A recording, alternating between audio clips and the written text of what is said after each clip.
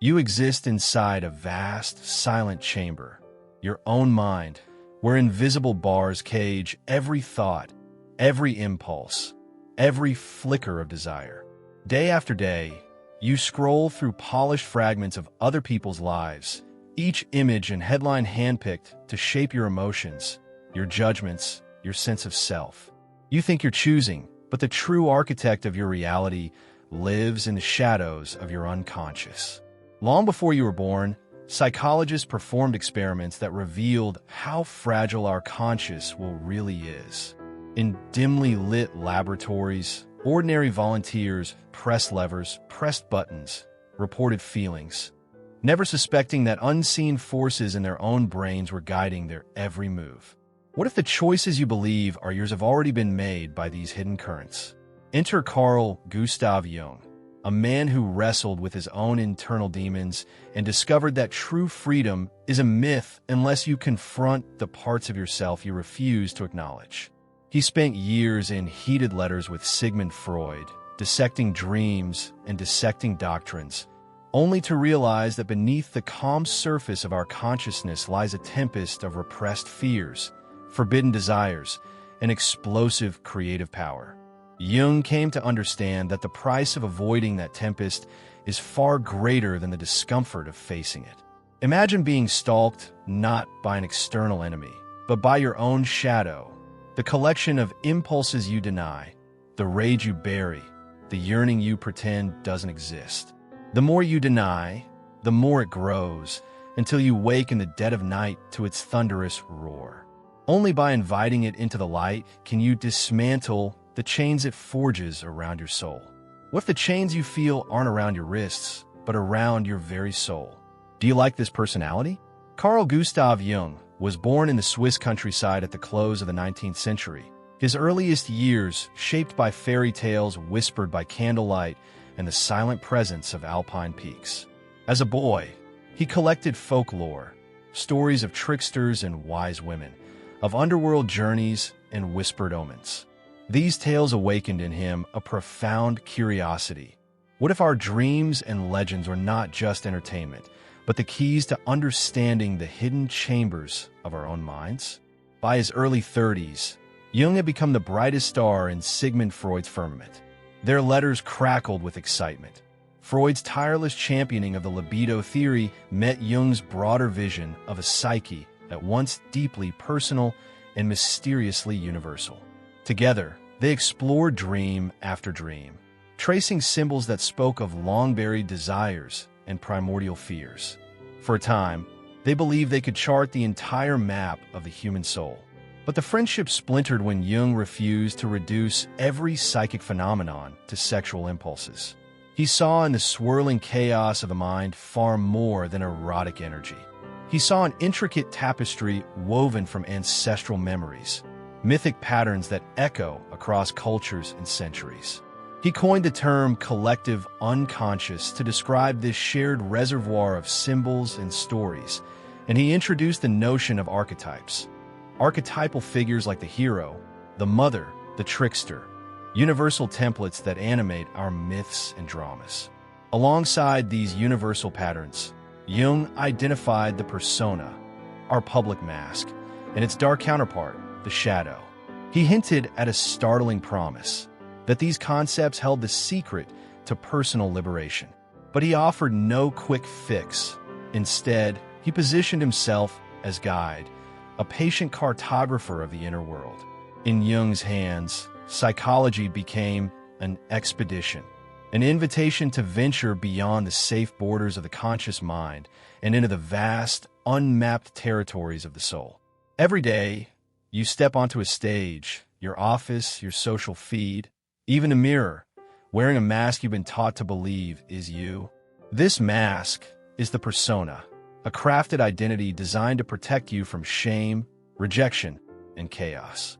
Think of a high-powered executive striding into boardrooms with unshakable confidence, even as self-doubt twists like a knife behind closed doors. Or the influencer who posts effortless perfection, filters hiding every wrinkle of insecurity. In Freud's London and Jung's Zurich, patients reclined on couches, confessing the crushing weight of roles they never chose. Jung watched as a young woman who felt stifled by her dutiful daughter. Identity collapsed in tears the moment her family's expectations slipped away. He saw how the persona, while a necessary shield, can calcify into a cage. Because the persona is born of others' demands, parents, peers, society, it never quite fits the shape of your inner life. And here lies the paradox. The mask that keeps you accepted also keeps you isolated from your true self. With each compliment you harvest for playing the part, a little piece of your authentic voice is silenced. Beneath the mask, the unacknowledged self bristles with resentment, longing, and fear. And when the world finally refuses your performance, when layoffs shatter the executive's poise, or an algorithm buries the influencer's image, the brittle persona fractures, leaving you adrift and exposed. So pause before you greet your reflection. Is the you in the glass the real you, or just a mask you've been taught to wear? Beneath the bright facade of your conscious self lies a vast underworld, a realm of instincts, impulses, and desires you've banished from awareness. Jung called it the shadow, the part of you deemed unacceptable, unlovable, or downright dangerous. Picture the anger you were shamed for as a child, buried so deep you forgot it was yours. Yet in the stillness of night, it surges back in violent dreams, a silent drumbeat of resentment that pounds against your mind. This shadow isn't merely personal. It's woven into the tapestry of human history. When societies refuse to acknowledge their collective darkness, atrocities erupt. Generations marched behind banners of hatred, convinced their actions were righteous, even holy. All the while, the unrecognized shadow festered. Untamed, unexamined, unleashed. Jung kept a private diary of his own nightmares, where grotesque figures morphed and multiplied, each grotesquerie a fragment of himself he had denied. He came to see these visions not as horrors to be banished, but as guides demanding integration. The turning point came when he welcomed a monstrous presence in his dreams and spoke to it as an equal, an act that shattered years of self-denial. Integration begins with acknowledgement. You don't become evil by facing your darkness. You become whole. Only when you shine light into those hidden corners can you transform the poison into power. Take a moment now. Open your journal and name one trait you've long repressed. Write without judgment. Let the shadow speak. This is no mere exercise in self-indulgence. It is the first step toward unbinding the chains that have held you captive. Imagine a vast, silent loom, weaving together every human mind across space and time. This is Carl Jung's collective unconscious, a hidden tapestry of ancestral memories, myths, and primordial images that underlie every thought you think, every story you tell. Before we learned to write, our ancestors pressed painted hands onto cave walls, leaving behind more than art. They inscribed fragments of a shared psyche, echoing across millennia. Across continents and cultures, the same figures emerge in our legends. The hero who ventures into darkness and returns transformed. The trickster who upends order with a sly grin. The great mother whose nurturing love gives, and sometimes takes, life. These archetypes aren't just characters in dusty old myths. They pulse through modern blockbusters, news headlines, and even the most viral conspiracy theories. When you cheer for the hero on screen, you are tapping into a pattern older than civilization itself. When you feel that jolt of outrage at a political scandal, you're being nudged by an ancient fear of the shadow trickster, the chaotic force that promises both liberation and destruction. Authoritarian leaders know this too. They cloak themselves in the mantle of the hero, casting opponents as malevolent tricksters bent on society's ruin. By stoking that archetypal paranoia, they harness the same deep currents that once guided hunter-gatherer tribes. But these forces are double-edged. The trickster archetype awakened can also become a source of creativity, laughter, and liberation, if you recognize it for what it is. The question is not whether these patterns exist. They do beneath every headline and Hollywood plot. But how consciously you engage with them. Do you simply react, a puppet on ancestral strings? Or do you learn to discern the underlying tapestry, pulling at the threads until you understand their weave? Understanding the collective unconscious is not an ivory tower exercise. It is the ultimate form of self-defense. Once you recognize the hero that stirs in your chest, you begin to reject hollow calls to righteousness. When you spot the trickster slinking through your news feed, you no longer swallow every twist of outrage. And when you sense the cradle of the great mother in a marketing pitch, you see through the seduction. To glimpse this hidden tapestry is to reclaim agency, from the corridors of power to the depths of your own soul. You are no longer a passive spectator in an ancestral drama. You become an active weaver, choosing which archetypes to bring into the light and which to leave behind. Individuation is Jung's radical answer to the prison of persona and shadow, a lifelong odyssey toward becoming whole. Imagine a hero's journey, not across distant lands, but within the corridors of your own psyche. A midlife executive shatters under the weight of unprocessed grief, forced to unravel decades of denial before he can breathe again. Across the globe, seekers on fog-shrouded mountain retreats yearn for transcendence, only to discover that true ascent begins with facing their own darkness. Jung mapped this path in stages as perilous as any mythic quest. First comes shadow work, naming the traits we've exiled, welcoming the fury and fear we've repressed. Next, the anima and animus integration, embracing the opposite gendered energies within, knitting together logic and intuition, strength and tenderness. Then, at the journey's heart, an encounter with the self, a union of conscious and unconscious, where ego and spirit merge in a burst of clarity. This is no overnight miracle. It is grueling, unpredictable, and often lonely. You may question your sanity as old wounds resurface, and that is the point. Only by willingly descending into that storm can you learn to steer it. For every compulsion that once sabotaged your life, for every projection you cast onto others, you gain new mastery, freedom from the unseen puppeteer. To begin your own journey, pause now and close your eyes. Recall a recent dream fragment or emotional flash. Gently ask, "What are you trying to tell me?" Let your intuition speak, without censoring or explaining.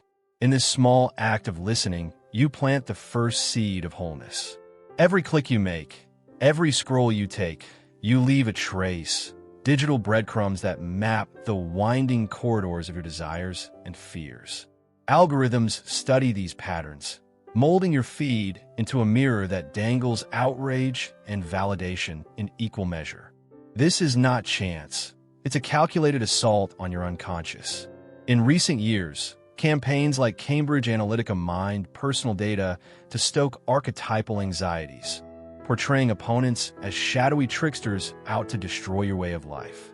Millions of micro-targeted messages tapped into fears of loss, betrayal, and cultural collapse. Meanwhile, viral conspiracy movements cast entire minority groups as monstrous others, projecting our collective shadow onto scapegoats and fueling real-world violence. We spoke with digital privacy expert Dr. Elena Morales, who warns that the same psychological levers Jung described a century ago are now pulled by code. She explains how platforms identify your persona, the mask you present, and then push content designed to reinforce it. They also unearth your hidden shadow, resentments, insecurities, secret longings, amplifying them until you're hooked on the emotional high of outrage or vindication. The more unaware you remain, the more you become a pawn in a vast, unseen game. You may think you're simply staying informed, but in truth you're ingesting carefully crafted narratives designed to fragment your attention and pit you against your neighbors. This digital panopticon turns your own mind into a battleground. Jung taught that unexamined shadows grow until they erupt. Today, our collective shadow erupts in polarized echo chambers, conspiracy cults, and political violence. But his path of individuation offers a defense. First, slow down your scrolling. Recognize when an emotion is being triggered rather than organically felt. Next, name the archetype at play. Is this message casting you as hero or victim? Is it prodding a trickster-style fear? Finally, build regular digital detox rituals, moments of genuine silence where no algorithm can follow. By applying these principles, you reclaim autonomy.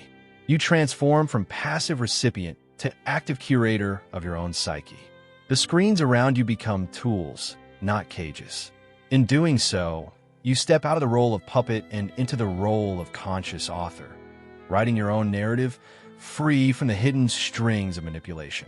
The first story begins in the fluorescent glare of a government bureau, where an analyst named Marcus discovered that his rising unease wasn't just burnout.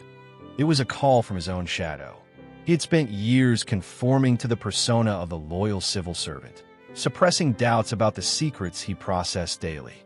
One night, plagued by vivid dreams of locked filing cabinets and screaming voices, he opened his journal and confronted the fear he'd buried, the knowledge that his work enabled injustice. That acknowledgement ignited his individuation journey. He traced the archetypal call to adventure in his dreams and, guided by Jung's principle of inner honesty, blew the whistle on systemic corruption, sacrificing status to reclaim integrity. Our second case is Iris, a former member of a charismatic spiritual commune. She'd been enthralled by a leader who claimed divine wisdom, until her shadow realized he was no deity at all, but a projection of collective longing. In moments of clarity, Iris noticed the same fear-mongering tactics Jung described. The leader cast himself as hero while branding dissenters as traitorous tricksters. By naming these archetypal forces, she dismantled his spell over her psyche. Recognizing the shadow leader within her own need for belonging, she walked away, escaping not only a physical prison, but the mental bonds that had blinded her. Finally, we meet Leo, a once hesitant filmmaker whose creativity dried up under the weight of self-doubt. His persona demanded perfection. His shadow whispered that he lacked talent. After studying Jung, he began active imagination sessions, dialoguing with the impatient, mocking figure that haunted his dreams. Over time, that inner critic transformed into a collaborator, inspiring daring narratives and surreal visuals. Leo's greatest work emerged when he embraced the full spectrum of his psyche, his shadow, no longer a cage, but a wellspring of invention. These three lives span bureaus, communes, and film sets, yet each follows the same pattern. Freedom only arrived when the hidden forces shaping their minds were named, engaged, and integrated.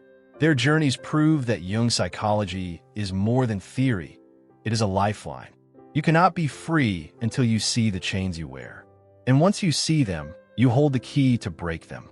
It begins with a pen and a single question. What reaction keeps recurring in your life? This is the Shadow Journal. Each time you feel yourself snap, freeze, or obsess, pause and write it down. Then ask why. Trace the feeling back to its origin. Is it fear, shame, or anger that you've long ignored? Naming these patterns is the first act of liberation. Next is the archetype audit. Observe the stories you consume, movies, news, social media, and note which characters stir you most. Are you drawn to the righteous hero or the mischievous trickster? Which symbol lingers in your thoughts long after you look away? By recognizing these recurring figures, you uncover the hidden scripts guiding your reactions. Then comes active imagination. Sit quietly and invite a voice from within to speak. Your shadow, your inner critic, or the unseen part you most resist. Ask it what it wants and listen without judgment. Let the dialogue unfold naturally. Over time, this practice turns your darkest impulses into allies rather than adversaries. Finally, commit to digital hygiene. Establish regular breaks from screens, moments when no algorithm can intrude. Use that time to reflect on what you've recorded in your journal, to revisit the archetypes you've identified, and to deepen the conversations you've begun with your inner world. These 4 steps, shadow journal, archetype audit, active imagination, digital hygiene, are not one-time fixes. They form a continuous cycle of attention, insight, and integration. With each turn of the page, with each symbol examined, with each inner dialogue, you chip away at the invisible bars around your mind. The chains are invisible, but they can be broken. It always starts with one brave step into your own darkness. As our journey draws to a close, we lift our gaze from the individual psyche to the great unfolding of human consciousness itself. Jung's insights echo in modern therapy rooms where clients learn to speak with their shadows. They resonate in the studios of artists who channel archetypal imagery into paintings, films, and novels. They even surface in cutting-edge AI research attempting to map the symbolic patterns of our dreams. Imagine a future where millions undertake their own individuation journeys, where self-reflection and shadow work are as commonplace as news updates or fitness apps. What if civilization's next quantum leap hinges on collective maturity, on recognizing our shared wounds and weaving them into a healthier social tapestry? Across continents and cultures, you'll find people who have answered this call. Teachers in remote villages guiding students through active imagination. Entrepreneurs forging ethical technologies that honor human complexity.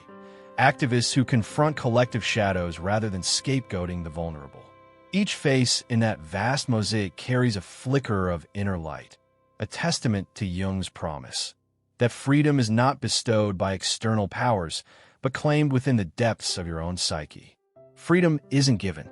It's claimed in the depths of your psyche through the lens of Jung's vision. And with that, the screen fades to black, leaving you with a question that now has an answer hidden in your own reflection. This structure balances dramatic storytelling, deep Jungian theory, real-world relevance, and practical guidance, mirroring the style of Pursuit of Wonder, Academy of Ideas, and The Right Opinion. Each section builds suspense, layers intellectual insight, and maintains cinematic momentum, ensuring your final script clocks in between 2,500 and 4,000 words.